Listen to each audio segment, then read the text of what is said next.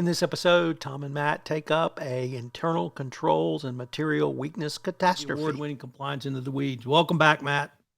Hello, Tom. Good to be here. Matt, I don't know if this moves into our truth is stranger than fiction category, one of the great kerfuffles of all time, or just a great story. But whatever it is, you want to lay it out for us and then we can dive into it? Sure. So this is some red meat for all compliance and internal audit professionals who think my company is totally bonkers. Folks, it's not. We have found an even worse company. This is a business known as Ammo Incorporated, which sells specialty weapons munitions and operates gunbroker.com, which apparently is an e-commerce trading website for gun buyers and sellers. Ammo.com filed its 10K report last week.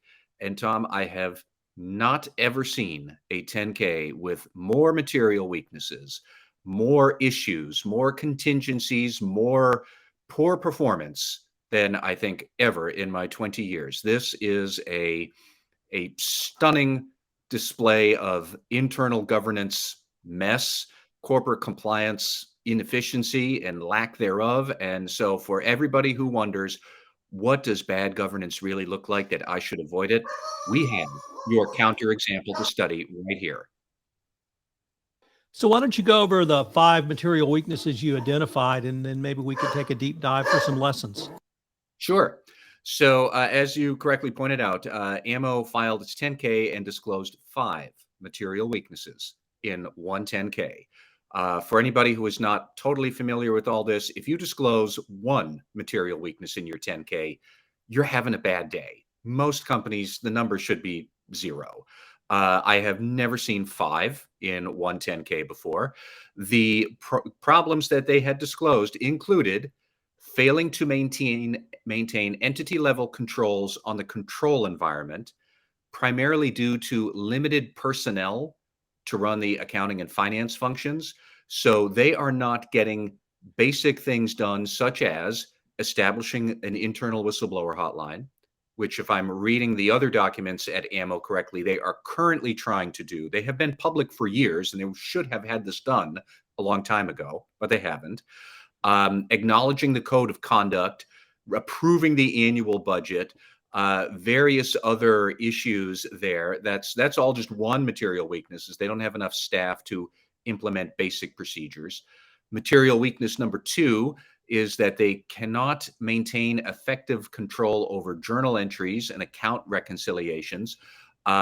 So very often the people who are supposedly responsible for reviewing journal entries, which are the fundamental element of corporate accounting, the ones responsible for reviewing them are the same ones responsible for preparing them.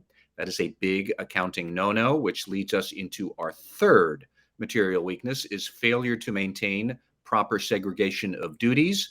That includes whether we're talking manual processes to, run accounts payable, or segregation of duties around systems access, of who can get access to what systems.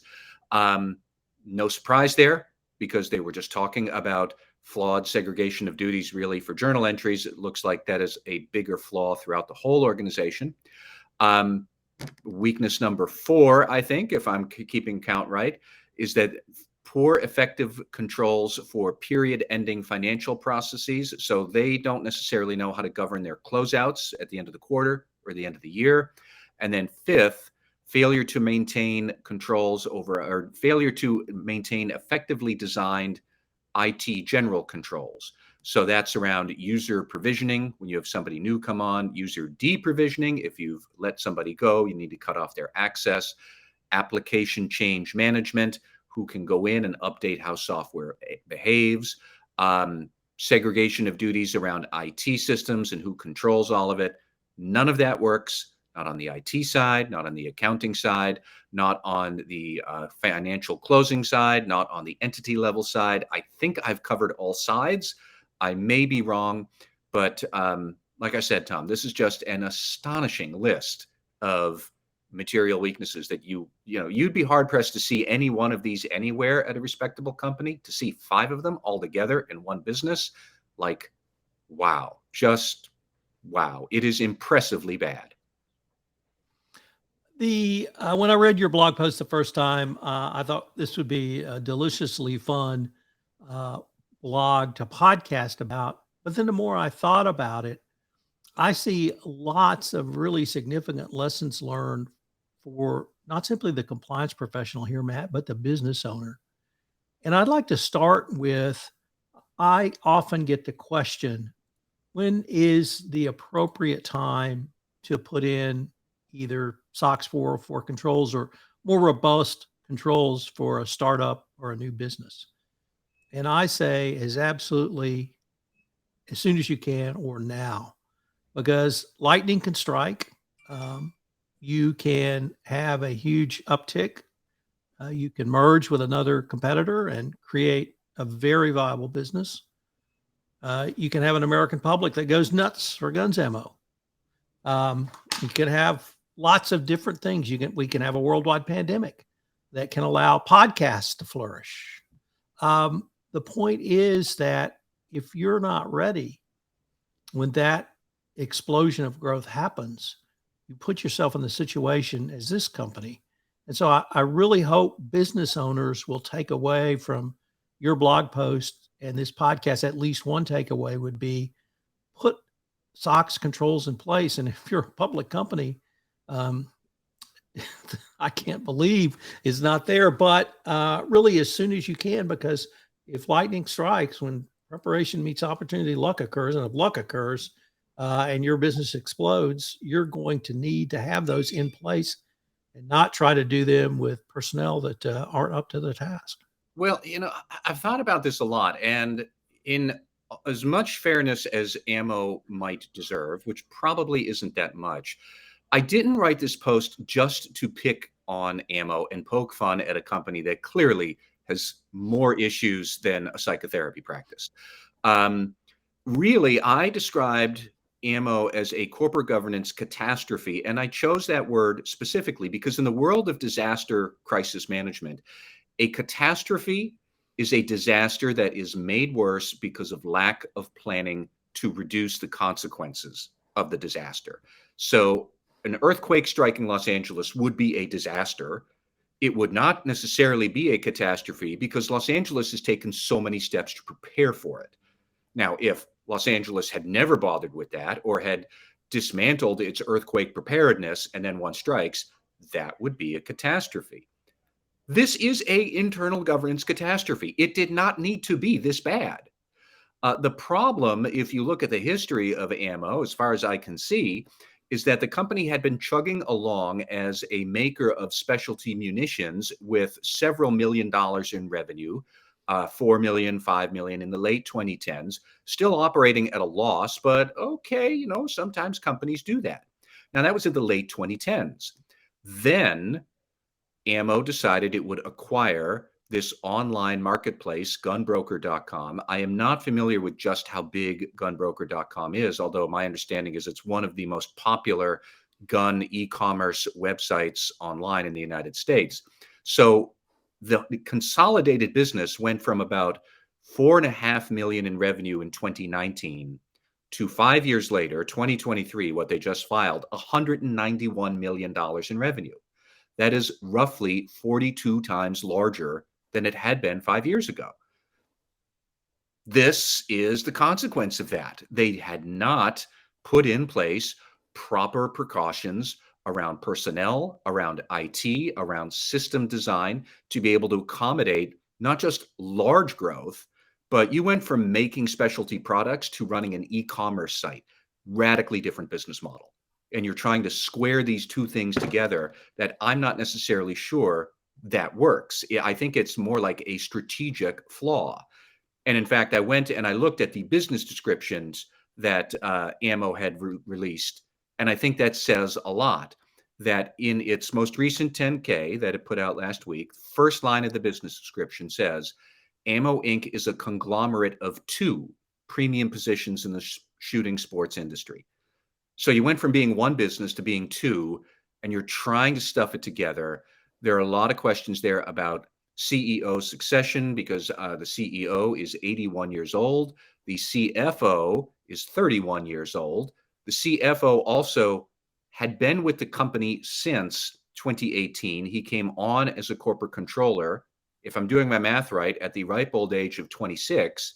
Now, you could be a very good corporate controller at the age 26 of a small business that makes specialty munitions products, but here we are running an e-commerce website that is far more complex, has very different concerns and control needs than making a product.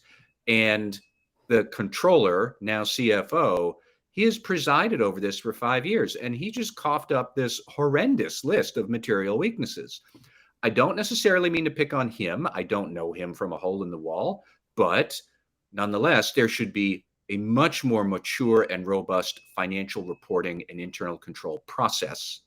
It's not there. The CFO isn't really in charge of putting it there. And so, for better or worse, people are going to look and see, why is this CFO, how did he come to preside over this state of affairs?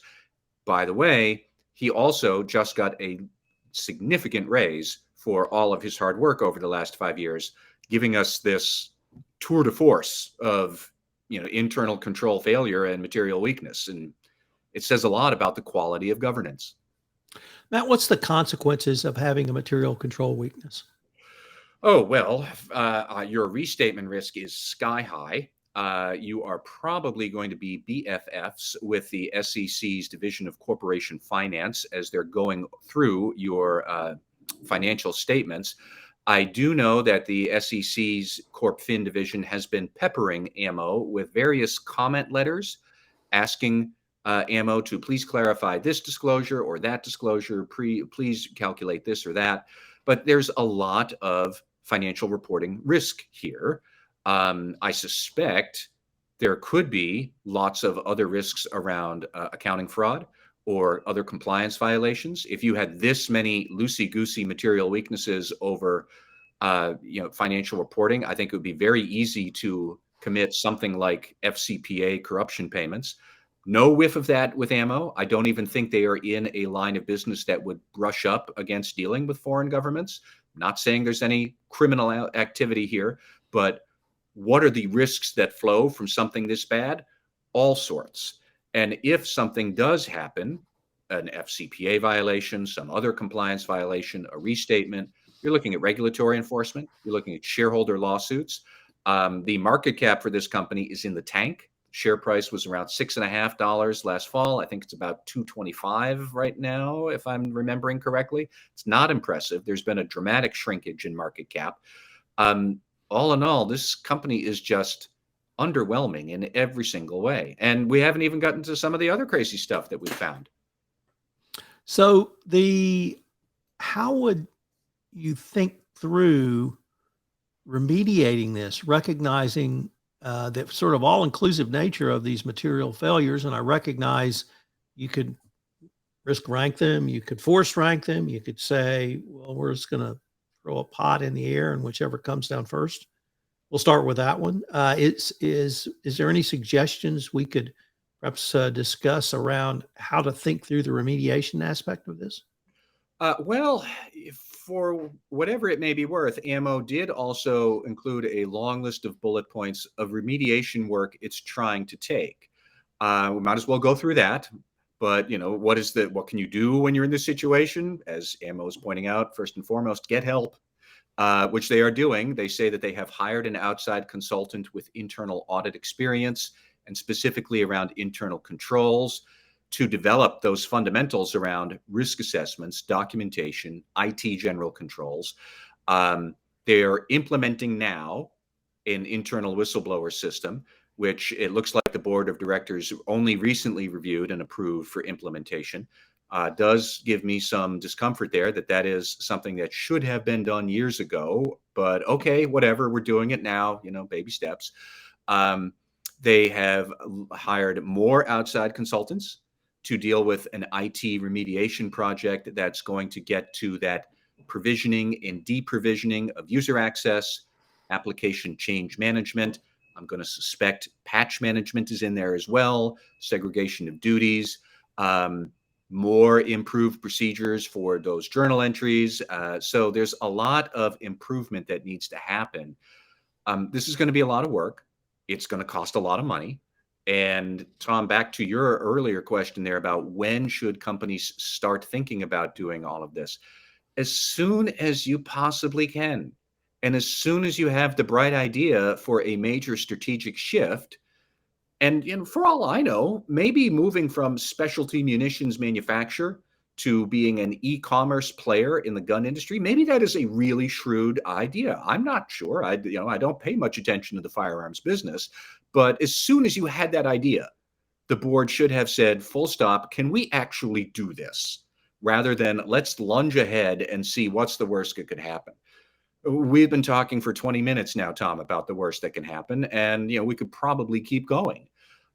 It's really more about a certain self-awareness among the board and among senior management about where your limitations are as personnel, systems, thinking through policies and procedures, making sure that all of those things can support whatever bright strategic idea that you might have. And like, read the 10K. Clearly, there wasn't that for this company. So, Matt, I would like to maybe spend a few minutes talking about how you stumbled across this story. I was very intrigued by that. And so let's maybe visit about that for a few minutes. Yeah, so I will give credit to a mystery person on Twitter, a business analyst who goes by the name 310 Value. I don't know who 310 Value is. And 310 Value late last week was looking through Ammo's 10K and started pumping out on Twitter various disclosures that Ammo had been making in its 10K. That's where I saw it. That's where I saw the 5 material weaknesses. Pointed out the pay raise that is going to the CFO. Pointed out that there is a lawsuit from gunbroker.com's original owner, who had then wound up being the largest shareholder of the consolidated business. That man, Steve Irvin, he had originally filed a lawsuit against Ammo last year, saying that the deal had gone sour and he had been misled. They settled that. Then Mr. Irvin came back this year and filed a second lawsuit against the company. There are talk about how originally Ammo acquired gunbroker.com. They had big plans to consolidate it. Then they announced that they were going to split them off into 2 separate companies again. That was last year. Now they haven't done that, probably because the IPO window is about as tight as a drum and market conditions are not favorable. But there's just one weird thing after another. Now, 310 Value, if you want to look them up, they've got other tweets about what's going on at Ammo that certainly raised some eyebrows. Some of it is even too niche for us, but just on the material weaknesses and corporate governance mistakes alone, it really brings home the point that, there are some very poorly managed companies out there with a lot of struggles. And I don't necessarily want to pick on Ammo directly. I don't take any joy in pointing out the foibles and shortcomings of a business, but it really gives a lot of lessons for everybody else about, how should you avoid bad practice? Look at what some of the bad practices out there are, and this is really bad. So I want to take a tip of the hat to 310 Value. He or she has a Substack newsletter, and I took a look at it, and there's some interesting stories in there as well. You're right, very niche, very into the weeds, very technical, but some good stuff. And it made me think, Matt, for a few minutes about Twitter can be incredibly useful, and it can be an incredibly powerful tool in spite of what has happened over the past year or so with the new ownership. But it is a way that people like you and I can not simply communicate and put our own thoughts out to the marketplace of ideas, but actually do research and learn and get other people's ideas as well. And I thought this was a great example. So I wanted to shout out for that part of Twitter that still exists. Absolutely. Yes. So, Matt, I think that's a great way for us to end this podcast. This was a delicious story. Thanks for writing it. We'll see what next week brings us. Thank you, Tom. This is Tom Fox again. Thank you so much for listening to this episode of the award-winning Compliance Into the Weeds. If you've enjoyed this podcast, I hope you'll subscribe, rate, and review wherever great podcasts are listened to. Compliance Into the Weeds is a production of the Compliance Podcast Network.